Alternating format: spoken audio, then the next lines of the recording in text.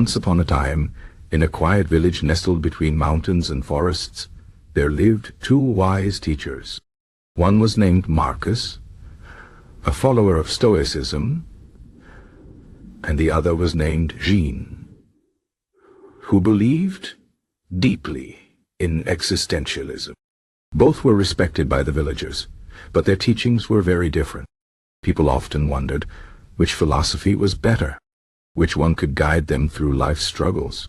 Marcus the Stoic would often sit under an old oak tree, speaking calmly to those who gathered around him.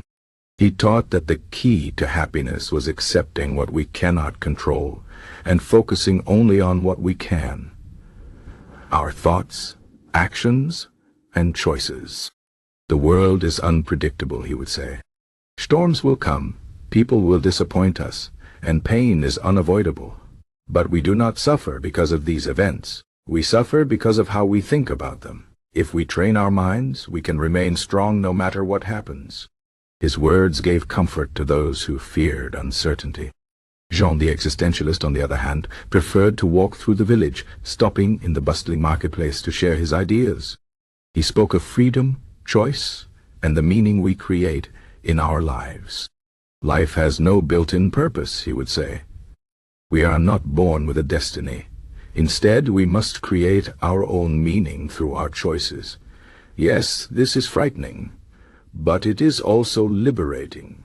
We are the artists of our own lives. Some villagers found his words exciting, while others felt uneasy at the thought of so much freedom. One year, a great flood came to the village. The river overflowed, destroying homes and farms. The people were terrified and turned to their two teachers for guidance. Marcus stood before the crowd, his voice steady. "We cannot stop the flood," he said, "but we can choose how we respond. We can help each other, rebuild what is lost, and accept what we cannot change. Fear will not stop the water, but courage will help us endure." The villagers nodded, finding strength in his words. They began working together, carrying sandbags and helping the injured.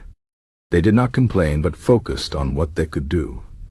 Jean, however, spoke differently. "This flood is chaos," he said. "But chaos is part of life. We cannot control nature, but we can decide what this disaster means for us. Will we give up, or will we choose to fight, to rebuild, to make something new from the ruins? The choice is ours, and that is both our burden and our power." Some villagers felt inspired by his challenge. Others were troubled, unsure of how to make such a heavy choice. As time passed, the village slowly recovered.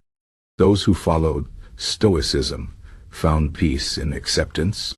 They did not rage against their misfortune, but learned to live with it. Those who leaned toward existentialism saw the disaster as a chance to redefine their lives. Some moved away to seek new beginnings. Others stayed and built stronger homes, determined to face the future on their own terms. Years later, a young traveler arrived in the village. He had heard of the two great teachers and wanted to know which philosophy was better.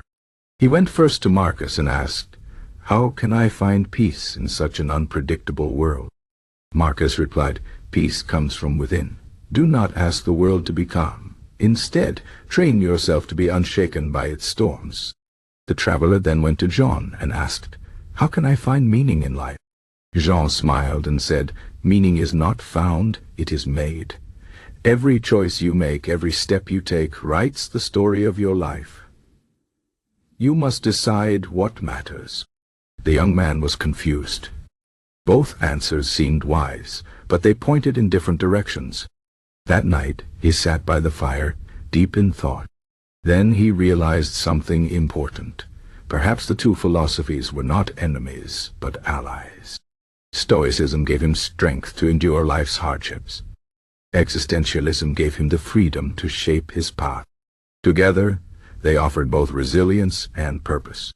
And so, the traveler learned that the best philosophy was not one or the other, but the wisdom to take what he needed from both. Some days, he needed the calm acceptance of Stoicism. Other days, he needed the boldness of existentialism. Life was not about choosing a single path, but about walking wisely between them. In the end, both Marcus and Jean were right. The villagers, too, understood that the answer was not which philosophy is better, but rather, how can I use both to live well? And so the village thrived, not because they followed one teaching, but because they learned to balance strength with freedom, acceptance with action. The debate between Stoicism and Existentialism did not end, but it no longer divided them. Instead, it made them wiser. The young traveler, now grown, would often tell this story to others. Do not seek the one true philosophy, he would say. Seek the truths in all philosophies. Build your inner strength like a Stoic, but dare to create your meaning like an Existentialist. That is how you will face life's storms, and how you will sail your own ship through them.